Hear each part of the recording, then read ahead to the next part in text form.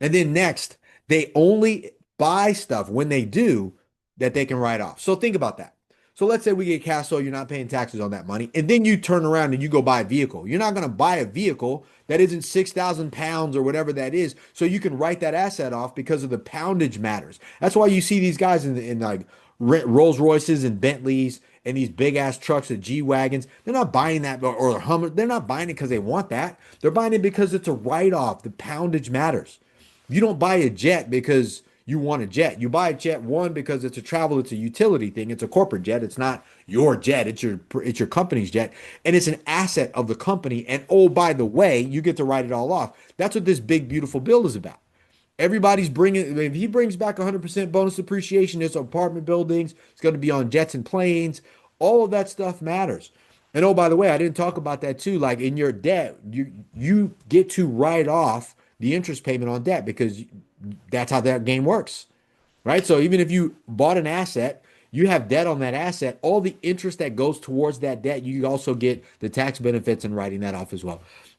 It's a whole different game, man. But this is why the wealthy just play a whole different game. They're not trapped the way most of the little guys are. The difference between institutional investors and what's called retail investors, which they consider us, the little guy, the person who doesn't have 50, 60 million dollar net worth, things like that. I mean, really that's a little guy too, according to that world. You would be a middle class millionaire. The average person that makes 200, $300,000 a year in the United States and America is living paycheck to paycheck or business to business, or even if they make $5 million in business, they're getting hit the hardest. The game is actually fixed. You can't be good enough and win this game. You have to play the game by those rules. You can't be good enough. I was watching, as a matter of fact, it stood out to me, and I was watching Ozark. And when Marty Bird was young, he was playing the game, and that was his core thing, and mine's too.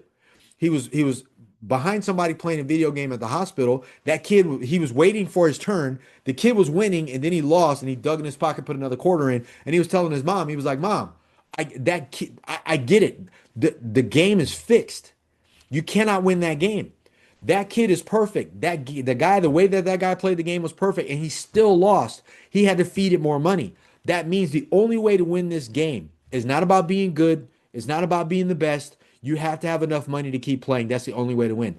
That's how you win the game. So the wealthy aren't playing the same game as us. They're not working their way to the top, no matter what they tell you. They have better work ethic, but you can't have better work ethic when you're working towards the right end game, right? Kind of like he said, if you have money, you can keep playing the game. It doesn't go away. But if you don't have money, you're trying to play some game that's unwinnable without money. Where do you go? One, you need to invest with other people. That's number one. You need to get around a network of people who knows this stuff. Someone like me who eats it, sleeps it, breathes it. I go to properties, I talk to brokers, I build the debt relationships. I already have the fund, paperwork's already filed, already ready to go. You don't have to do this. You can passively invest. That's the difference. That's the game. Most wealthy people don't make money off of their businesses. They make wealth and create wealth long term through passively investing with somebody else. So now they have their business and they have their investments. Their investments work harder than they do.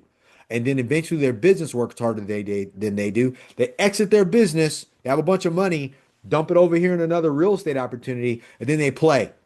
That's the game, right? But you can't do that if you're trying to do it all yourself. You have to have blinders on. Someone has to manage your money, and then you have to manage your money and your time as it relates to the activities you do. If you have a business, you're a high paid professional, you're a doctor, you're an attorney, you're a lawyer, you're a contract, which is an attorney. You have a contract company, you're a chiropractor, you're a dentist, whatever it is that it is. But it all matters. But you have to know 100% that the wealthy are doing something you're not doing.